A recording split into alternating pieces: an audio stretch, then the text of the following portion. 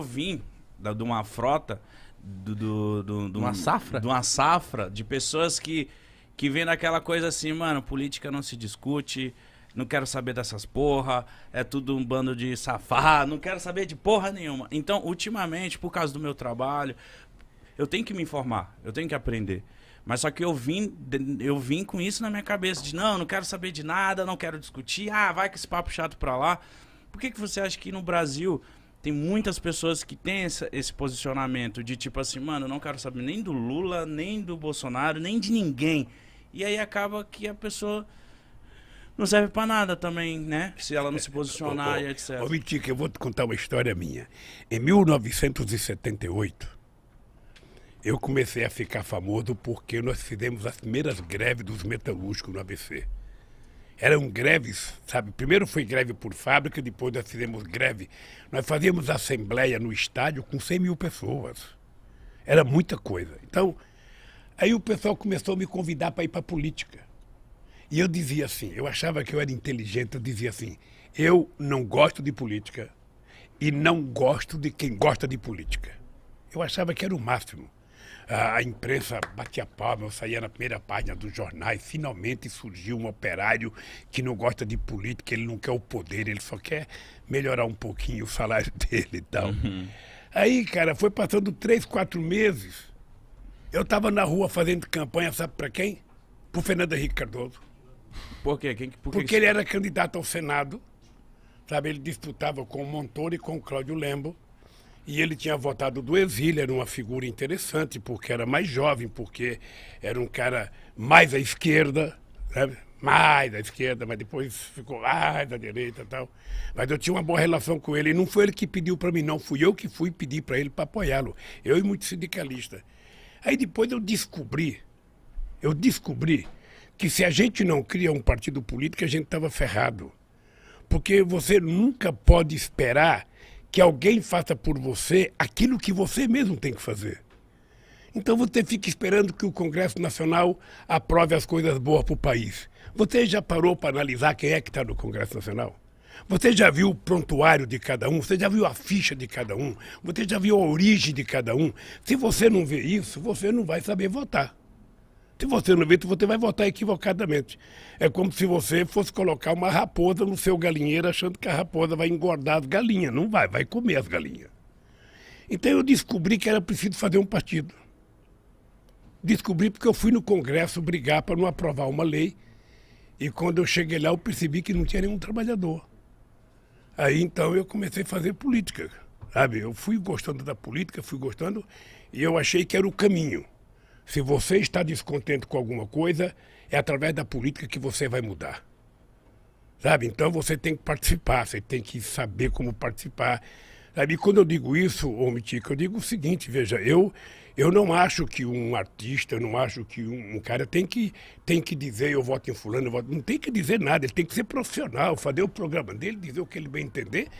Ele é político na hora que ele vai votar, a não ser que ele queira assumir publicamente a tarefa. E eu então fui.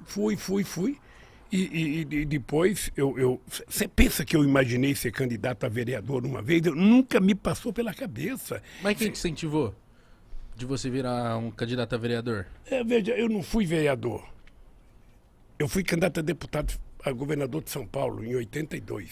Eu, Franco Montoro, Reinaldo de Barros, Cláudio, Jânio Quadros. Era assim, eu fui candidato, eu pensei que eu ia ganhar as eleições. Cara, eu estava famoso por causa das greves. Eu estava famoso. Eu ia pro interior de São Paulo, era gente na rua aqui. As pessoas não imaginavam como é que eu juntava tanta gente na rua. Eu dava autógrafo. Tinha um livro que foi lançado meu chamado Lula, Entrevistas e Discursos. Eu descia do palanque, lá tinha que dar autógrafo, sabe? Eu pensei que eu ia ganhar as eleições. Puta merda, só tive 10% dos votos. Fiquei em quarto lugar, perdi até do Jânio Quadros. Mas de primeira? Mas eu achei que eu ia ganhar. O comício do encerramento da campanha no Pacaembu. Você não tem noção a quantidade de gente. Que ano que era, Lula? 1982. Você não tinha nem nascido, cara. Não. Até não tinha nem nascido. Não tava. Aí eu fui lá.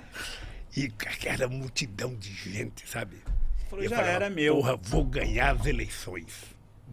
Já me via como governador. Sabe? Aí fiquei em quarto lugar. Uma frustração. Você não tem noção da frustração. Eu até pensei em parar.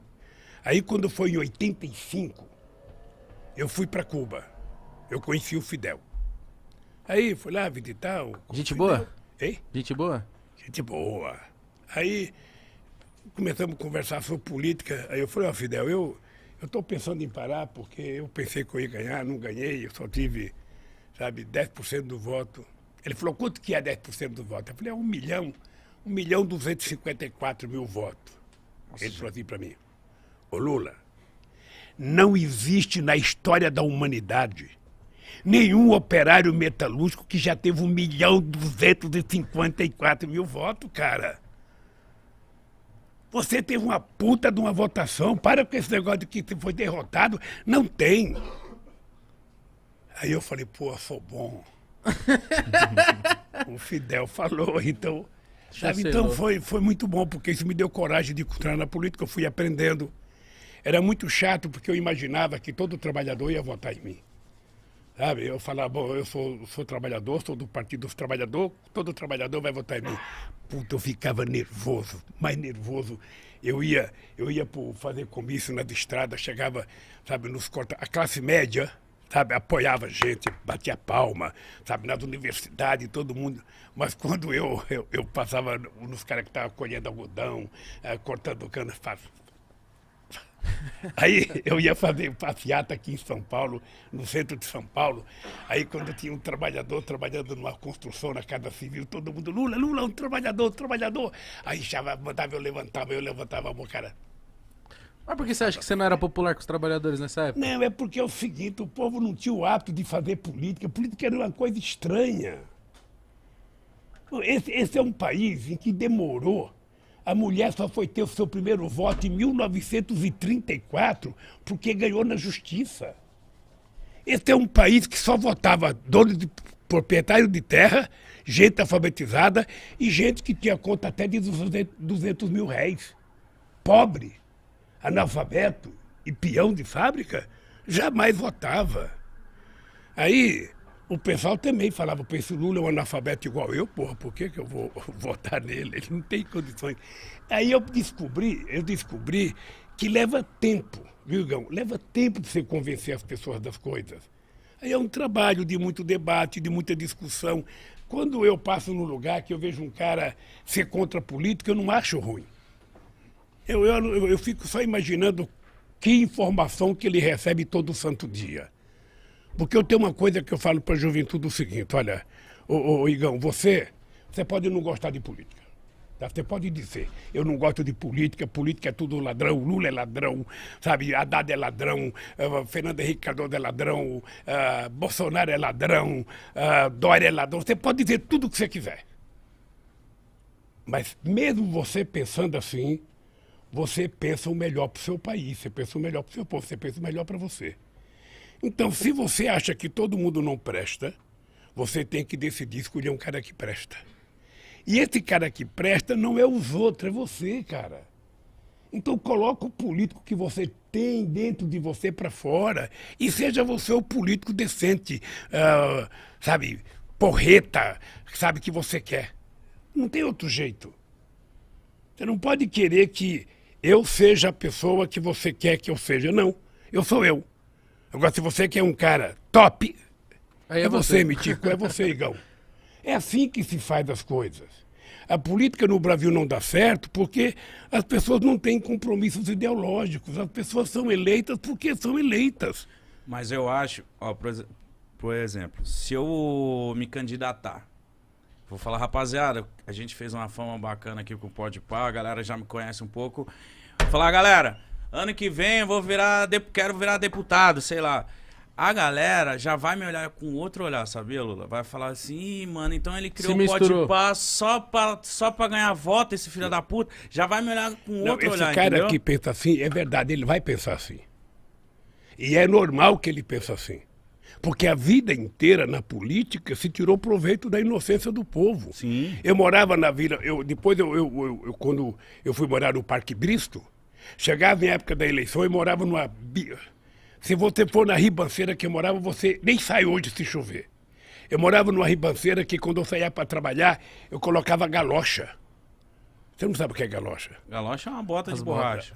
Eu colocava aquilo para poder atravessar no barro, chegava na padaria, tirava minha galocha, embrulhava no jornal, colocava embaixo do braço, ia trabalhar, na fábrica lavava, quando eu voltava, chegava na padaria, colocava a galocha. Eu morava num lugar desgraçado, cara. Quando eu chegava na época da eleição, aí aparecia lá, os caras colocavam poste na rua, sabe? Jogando poste, ia jogando guia, ia jogando sarjeta, vai melhorar a rua. Aí o povo votava naquele palhaço lá. Aí quando passavam as eleições, passava um caminhão recolhendo as guias, recolhendo os postes. Então o povo está acostumado a isso, então é normal. Mas você tem que convencer as pessoas por que você quer ser deputado. O que você pretende fazer lá.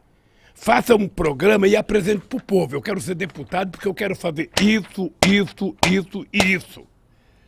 Se eu não cumprir, eu desisto.